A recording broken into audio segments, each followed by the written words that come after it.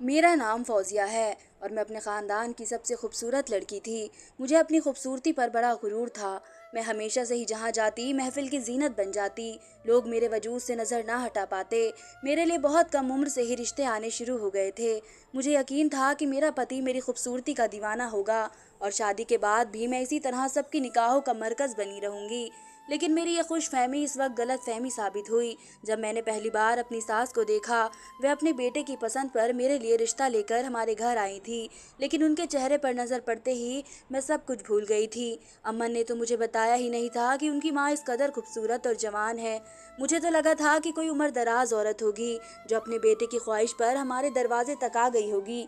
लेकिन अमन की माँ को देख कर तो लगता था जैसे सारी जवानी और खूबसूरती बस उन्हीं पर टूट कर भरी हो।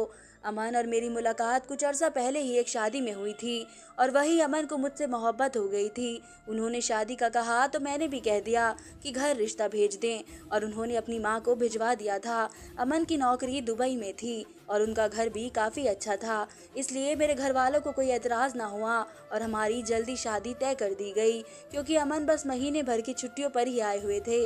अमन जैसी मोहब्बत करने वाले शख्स के मिल जाने पर पहले तो मैं बहुत खुश हुई, लेकिन जैसे जैसे शादी की तारीख शुरू हुई तो मेरी साथ सारी खुशी खाक में मिल गई, क्योंकि मुझे अंदाज़ा हो गया था मैं दुल्हन बनकर सेज पर बैठी थी और मेरी सहेलियां आहिस्ता से मेरे कान में कह रही थी, यार फौजिया, दुल्हन तू बनी है लेकिन रूप तो तेरी सास पर चढ़ा हुआ है। हर किसी की नज़र उन पर ही जमी हुई थी। लगता ही नहीं कि वह अमन की माँ है। मैंने तो आज तक इतनी जवान हसीन औरत नहीं देखी। उसकी बात सुनकर मेरा चेहरा गुस्से से लाल हो गया था। मैंने उससे कहा कि फालतू की बातें ना करो, मैं दुल्हन हूँ और मेरी वैल्यू कम नहीं हो सकती। लेकिन दिल में ये बात मुझे भी अच्छी तरह महसूस हो चुकी थी कि मुझसे कहीं ज़्यादा तारीफ़ें मेरी सास को मिल रही थी। जहाँ जाती लोगों की नज़रें उनके पीछे पीछे होती, यहाँ तक के फोटोग्राफर ने भी मुझसे ज़्यादा उनकी तस्वीर बनाई थी। और इसी दिन मेरे दिल में उनके लिए एक आग भड़क उठी थी। अमन क्योंकि सिर्फ कुछ दिनों के लिए यहाँ आए थे, इसलिए उन्होंने ये सारा वक्त मेरे साथ साथ अपनी माँ को भी बराबर से दिया था। जहाँ कहीं भी गए उन्होंने अपनी माँ को एक पल के लिए भी नहीं छोड़ा, बल्कि वह भी हमारे साथ साथ ही थे। अमन की अपनी माँ से बहुत दोस्ती थी, बिल्कुल ऐसे जैसे वह दोनों एक ही उम्र के हो, और उन दोनों के दरमियान ऐसा रिश्ता मुझसे बर्दाश्त नहीं हो रहा था। अमन कुछ दिन हमारे साथ गुजार कर वापस चले गए थे, लेकिन मुझे अपनी सास से बैर हो गया था। उनका उठना बैठना पहनना सब कुछ मेरी आंखों में चुभने लगा था, क्योंकि उन्होंने मेरी खूबसूरती को मानंद कर दिया था। आखिर कोई औरत उम्र के इस हिस्से में आकर कैसे इतनी खूबसूरत और मुकम्मल नजर आ सकती थी।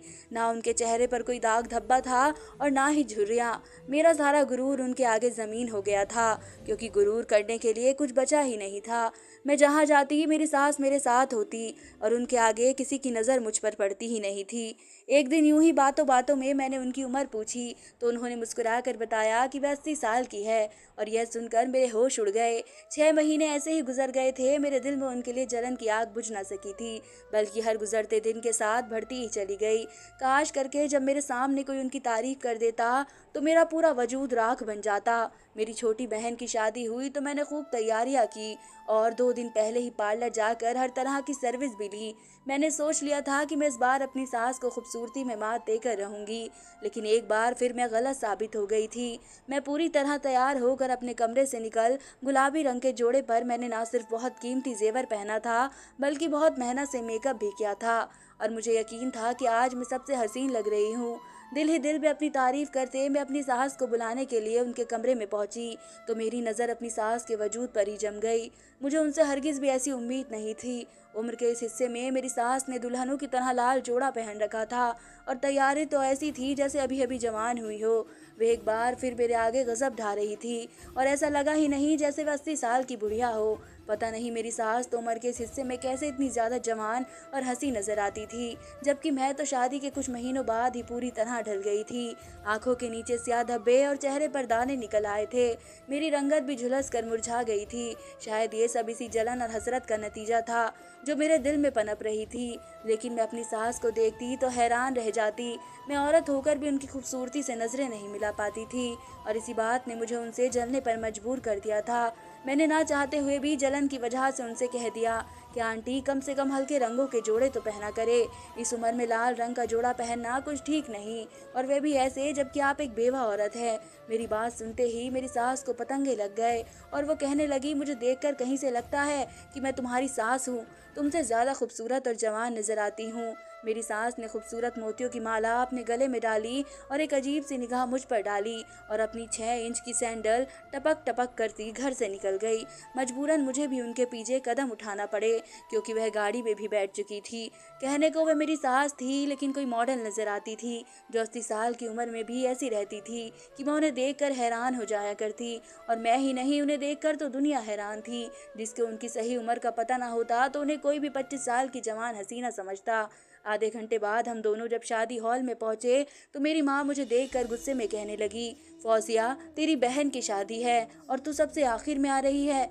मैंने एक नज़र अपनी सास की तरफ डाली और इशारे से कहा कि इनका सजना संवरना खत्म होता तो मैं घर से निकलती। माँ ने मेरी सास को देखा तो उनकी आंखें खुली की खुली रह गई और वह हंसकर कहने लगी, एक तेरी सास की जवानी नहीं जाती, ये तुझसे भी ज्यादा खूबसूरत लग रही है। माँ की बात सुनकर मुझे और गुस्सा आ गया था। मेरी सास की वजह से मेरी बहन की शादी के पूरे मजे खराब हो गए थे। हर कोई उन्हें देखकर उनकी तारीफों में जमीन आसमान एक कर रहा था। किसी को यकीन ही नहीं आ रहा था कि वो मेरी सास है।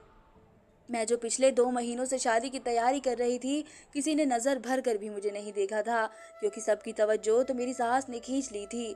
और फिर तकरीबन में मेरी सास ने बहुत ही अजीब सी हरकत की। वह मेरी बहन के देवर के साथ ऐसे बातों में बिजी थी जैसे वे दोनों हम उम्र हो।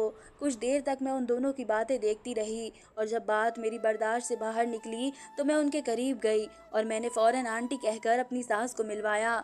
मेरी सास के चेहरे के अंदाज तुरंत ही बदल गए थे। उन्हें मेरा इस मौके पर दखल अंदाजी करना बहुत बुरा लगा था। मेरी बहन के देवर ने हैरत से मुझे चौंक कर देखा और पूछने लगा कि क्या ये आपकी सास है। मैंने फौरन कहा हाँ ये मेरी सास है, तो वह कुछ शर्मा सा गया। मैंने फौरन अपनी सास से कहा, आंटी बहुत देर हो रही है, विदाई का वक्त हो गया है, आप भी स्टेज के पास चले। वह मेरे पीछे पीछे चलते हुए गुस्से में कहने लगी कि तुम्हें ज़रा तमीज़ नहीं है, जब दो लोग बात कर रहे हो तो इस तरह बीच में दखल अंदाजी नहीं करते, और क्या ज़रूरत है हर किसी को चिल्ला चिल्ला कर बताने की कि मैं तुम्हारी सास हूँ। उम्र में तो तुम मुझसे कहीं ज़्यादा बड़ी लगती हो। अपनी सास की बात सुनकर मुझे बहुत गुस्सा आ गया था। न जाने वो ऐसा क्या कहती थी जो वाकई ही उम्र में मुझसे छोटी नज़र आती थी।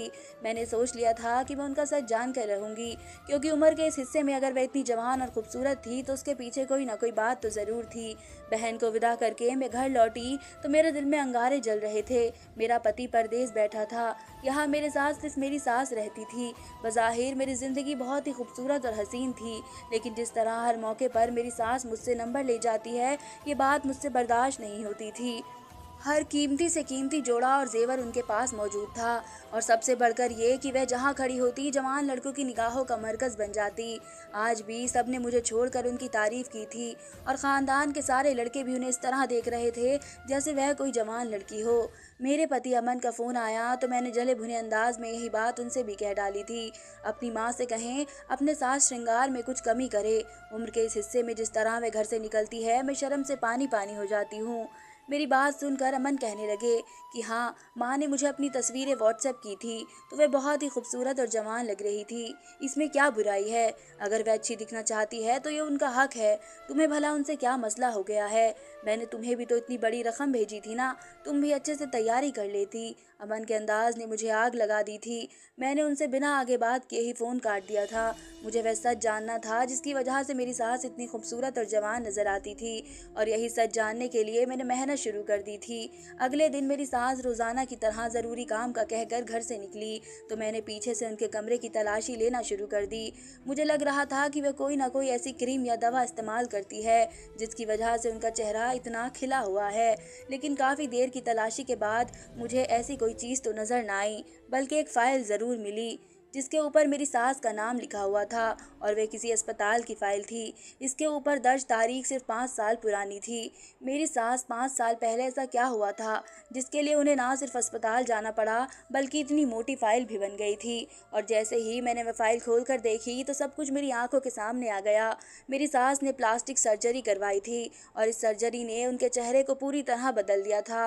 वे पहले से कहीं ज़्यादा खूबसूरत और जवान हो गई थी, और भी उन्होंने बहुत से ट्रीटमेंट लिए हुए हुए थे, जिसकी वजह से उनका वजूद भी जवान लड़कियों जैसा हो गया था। और फिर उनकी अलमारी में मुझे कुछ पैसों की रसीदें भी मिल गई जो उन्होंने जिम में जमा करवाई थी। अब मुझे समझ आ रहा था कि वे रोज़ाना ज़रूरी काम का कहकर जिम जाती थी और इसलिए इतनी ज़्यादा बनी ठनी थी। मेरी सास की जवानी का राज पूरी तरह मेरे हाथ आ गया था और मैं ये बात अच्छी तरह जानती थी कि ये सारी जवानी और खूबसूरती सर्जरी का नतीजा है, वरना मेरी सास भी एक 80 साल की बुढ़िया ही नजर आती।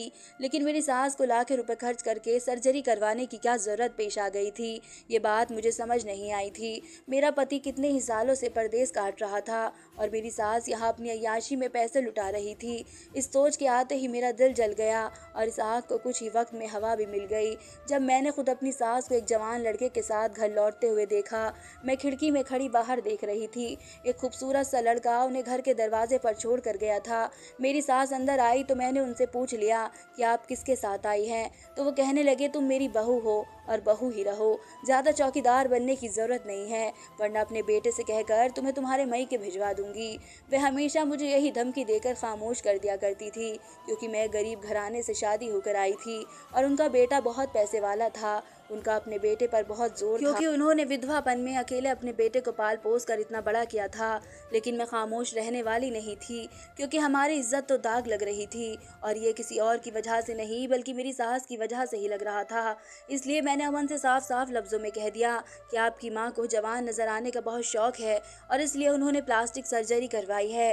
मेरी बात सुनकर अमन चौंक गए और कहने लगे क्यों फालतू की बातें करती हो, मेरी माँ का हुक्म बदलती हो, उन्हें सर्जरी की क्या ज़रूरत है, तो वहीं से जलना बंद कर दो, सारे मसले खुद ही हल हो जाएंगे। अमन की बात पर तो मैं हैरान रह गई। वे कैसे बेटे थे जिन्हें अपनी माँ के बारे में कुछ पता ही नहीं था। मैंने उनसे कहा कि मैं सच कह रही हूँ, लेकिन उन्होंने मेरी बात का यकीन करने की बजाय फ़ोन ही काट दिया। इस दिन के बाद मैंने अपनी सास की जासूसी शुरू कर दी। जब भी वे घर से बाहर निकलती तो मैं उनकी वापसी का इंतज़ार करने लगती और रोज़ाना वापसी पर उन्हें एक जवान लड़का छोड़ने के लिए घर आया करता था। कभी कभी तो मैं हैरान होती कि बेटा और बहू रखने के बावजूद भी वैसी घटिया हरकतें कर रही हैं, जबकि हमारे घर में किसी चीज़ की कोई कमी नहीं थी। अमन को अपनी माँ पर किस कदर भरोसा था और वह उनके पीछे ऐसी हरकतें कैसे कर सकती थी। और फिर एक रात मुझ पर बिजली ही आ गई। जब रात के अंधेरे में मैं ठंडे पानी के लिए कमरे से बाहर निकली। दरअसल मेरे कमरे का फ्रिज खराब था, इसलिए मैंने सोचा कि लॉन्च से ठंडा पानी पी लेती हूँ, लेकिन सास के कमरे से आती आवाज़ों ने मुझे चौंका दिया था। हमारे घर में तो मेरी सास और मेरे अलावा कोई नहीं था, लेकिन रात के इस पहर मेरी सास के कमरे में किसी लड़के की आवाज़ें आ रही थी। मैं दबे पाँव अपनी सास के कमरे के दरवाजे पर पहुंची तो मेरे होश उड़ गए। मेरी सास एक गैर लड़के के साथ अपने कमरे में मौजूद थी और न जाने वह दोनों किस तरह की बातों में मसरूफ़ थे। उन्हें दुनिया का होश ही नहीं था। मैंने कान लगाकर उनकी बातें सुनने की कोशिश की तो मेरी सास की बातों ने मेरे कदमों तले ज़मीन खींच ली। वे कह रही थी कि अमन को इस बारे में कुछ पता नहीं और ना ही मैं चाहती हूँ कि इसे कभी हमारी मुलाकातों के बारे में कुछ पता चले। मेरी बहू लाख कोशिश भी कर ले तो वह अमन को कभी मेरे खिलाफ खड़ा नहीं कर सकती। अमन मेरी बहुत इज्जत करता है और इसके लिए मैं ही सब कुछ हूँ। इस लड़के ने मेरी सास के हाथ पकड़े और उन्हें चूम लिया और कहने लगा मैं आपसे बहुत मोहब्बत करता हूँ और मैं चाहता हूँ कि आप अपनी बाकी ज़िंदगी मेरे साथ गुजारे ना गुजारे, लेकिन अगर आप अमन को और अपनी बहू को नहीं छोड़ना चाहती हैं तो मैं आपके जज्बात की कदर करता हूँ, लेकिन मुझसे इसी तरह मिलने का सिलसिला जारी रखिएगा। वह लड़का जो जज्बात में बहकर न जाने क्या कुछ कह रहा था, लेकिन मेरे लिए अपने पैरों पर खड़ा रहना मुश्किल हो गया था। मैंने बड़ी मुश्किल से अपनी सास के कमरे से अपने कमरे तक का फासला तय किया था और चकरा कर बिस्तर पर बैठ गई। मैं सोच भी नहीं सकती थी कि मेरी सास इसलिए जवान और खूबसूरत नजर आना चाहती थी क्योंकि उन्हें इस तरह गैर लड़कों के साथ रिश्ते बनाने थे। वह लड़का कभी 16-17 साल की उम्र का था और मेरी सास इसको संभाल रही थी। मैंने सोचा कि मैं अपनी सास की सच्चाई किसी सूरत सबके सामने लाकर रखूंगी। मुझे ख्याल आया कि सबसे पहले मुझे अमन को फ़ोन करके सब कुछ बता देना चाहिए। लेकिन सिर्फ साथ ही साथ मुझे ये भी ख्याल चला आया कि कुछ देर पहले मेरी सास ने जो बात कही थी वह बिल्कुल ठीक थी। अमन कभी मेरी बात पर यकीन नहीं करेंगे। उनकी नज़र में तो उनकी माँ एक नेक और पाकीज़ा औरत थी। बहुत सोचने समझने के बाद अपनी सास का राज खोलने के लिए मैंने एक नया तरीका ढूंढा और अमन को फ़ोन मिलाकर उनसे कह दिया कि आंटी की तबीयत बहुत ख़राब है। डॉक्टर ने उनके बहुत सारे टेस्ट करवाए हैं और उन्हें कुछ भी हो सकता है, लेकिन आंटी नहीं चाहती कि मैं ये खबर आपको दूं। आप कुछ दिन के लिए खामोशी से वापस चले आए। अपनी माँ की बीमारी का सुनकर अमन के होश उड़ गए गए और वो कहने लगे, तुम फिक्र ना करो, मैं अगली फ्लाइट से कुछ दिन के लिए वापस आ रहा हूँ। माँ को इस बारे में कुछ भी ना बताना, मैं वहाँ आकर खुद उनसे मिलूंगा और फिर सब कुछ ठीक हो जाएगा। मैंने अपने हिस्से की चाल चल दी थी, क्योंकि यही सही तरीका था जिससे मैं अपनी सास की सच्चाई अपने पति के सामने ला सकती थी। और उन लड़कों को भी मेरी सास की उम्र का सही अंदाजा हो जाता। जब वे अमन को देखते तो उन्हें खुद ही पता चल जाता कि मेरी सास की उम्र क्या होगी। अगली शाम अमन वापस आ गए। मैंने उन्हें खामोशी से अपने कमरे में बैठा लिया और सास के कमरे में ये कहकर न जाने दिया कि वह अभी दवा खाकर सो रही हैं। मुझे सही वक्त का इंतजार था। मैं जानती थी कि वह लड़का रात को ही उनसे मिलने आएगा। और जैसे ही रात के 12 बजे मुझे महसूस हो गया कि मेरी सास के कमरे में वह लड़का आ चुका है, मैंने अमन से कहा कि आंटी के जागने का वक्त हो गया है, चले उनके कमरे में चलते हैं। मैं दिल ही दिल में बहुत खुश थी, क्योंकि आज न सिर्फ मेरी सास का सच खुलने वाला था, बल्कि शायद हमेशा के लिए मेरी उनसे जान भी छूट जाती। और अमन को इस बात का यकीन भी आ जाता कि मेरी सास ने उनकी मेहनत की कमाई को अपने चेहरे पर लगा डाला है। जैसे ही मैं और अमन कमरे में दाखिल हुए तो मेरी सास के होश उड़ गए, क्योंकि वह उस लड़के के साथ बैठी हुई थी और वह लड़का उनके कंधे पर सर टिकाए बैठा था। कुछ देर तो अमन शॉक्ड हो गए और फिर कहने लगे, माँ ये सब क्या है और ये क्या कर रहा है? क्या आपका भी इससे कोई नाता है? अमन की बात सुनकर मैं हैरान रह गई थी। क्या उनकी माँ का बहुत पहले से ही इस लड़के के साथ ताल्लुक था? क्या अमन को ये बात पता थी? अमन की माँ की आंखों में आंसू आ गए और वो कहने लगी, मैं क्या करूँ, खून की मोहब्बत नहीं जाती और ये तो मेरा सगा बेटा है, मैं कैसे इससे मुंह फेर सकती हूँ। अपनी माँ की आंखों में आंसू देखकर अमन खामोश हो गए और कहने लगे, ठीक है, अगर आप इससे मिलना चाहती हैं तो मिल सकती हैं, मुझे कोई एतराज़ नहीं। माँ बेटे के बीच होने वाली बात जीतने ने तो मुझे हैरान कर दिया था। वह लड़का मेरी सास का सगा बेटा था तो क्या अमन का भाई था? जब अमन ने मेरे चेहरे पर हैरत के अंदाज देखे तो कहने लगा कि मेरी माँ दरअसल मेरी सगी माँ नहीं है, बल्कि मेरे बाबा ने मरने से कुछ दिन पहले ही उनसे दूसरी शादी की थी, क्योंकि उन्हें उनके पति ने तलाक दे दी थी और उनका ये बेटा उनके पहले पति से है। लेकिन हमने तुमसे ये बात इसलिए छुपाई कि कहीं तुम इस रिश्ते से इनकार न कर दो, मेरी माँ से जान छुड़ाने की कोशिश न करो, क्योंकि आजकल की लड़कियों से तो सगी सास ही बर्दाश्त नहीं होती, ये तो फिर भी सौतेली सास है। मुझे लगा कि शायद इसलिए मेरी सास जवान नजर आती है, क्योंकि वह मेरी सगी सास नहीं थी। लेकिन फिर मेरी सास ने बताया कि कुछ अरसे पहले उनका मुंह पूरी तरह से जल गया था और उन्हें प्लास्टिक सर्जरी करवानी पड़ी थी। उन्होंने खूबसूरती के लिए नहीं, बल्कि अपने चेहरे को ठीक करवाने के लिए करवाई थी और इस बात को मुझसे इसलिए छुपाया था क्योंकि उन्होंने ये बात अपने बेटे को भी नहीं बताई थी। वह अमन को अपने किसी तकलीफ के बारे में ये सोच कर नहीं बताती थी कि वह बहुत दूर रहता है। आज सारा सच खुलकर मेरे सामने आ गया था, लेकिन सच वह नहीं था जो दिखाई दे रहा था। मैंने हर बात को अपनी मर्जी और अपने हिसाब से जोड़कर कहानी बनाई थी, जबकि असल कहानी तो बहुत ही सच्ची थी। अमन की सौतेली माँ अमन के जज्बात का इस कदर ख्याल रखती थी और एक मैं थी जो हर छोटी से छोटी बात पर फ़ोन करके उनसे झगड़ा शुरू कर देती थी। मुझे एहसास हो गया था कि जिनसे मोहब्बत होती है उन्हें सिर्फ सुकून और खुशी दी जाती है, और मैं भी अपनी सास के साथ एक अच्छा रिश्ता बनाकर अपने पति को सुकून दे सकती थी। मैंने अमन से वादा कर लिया था कि आज के बाद मैं कभी उनकी माँ की कोई शिकायत नहीं करूँगी और ना ही उनसे जलन का एहसास करूँगी, क्योंकि वह बेचारी तो पूरी तरह जलने के बाद सर्जरी करवाने पर मजबूर हुई थी। धन्यवाद दोस्तों, उम्मीद करती हूँ आप सबको मेरी ये कहानी पसंद आएगी।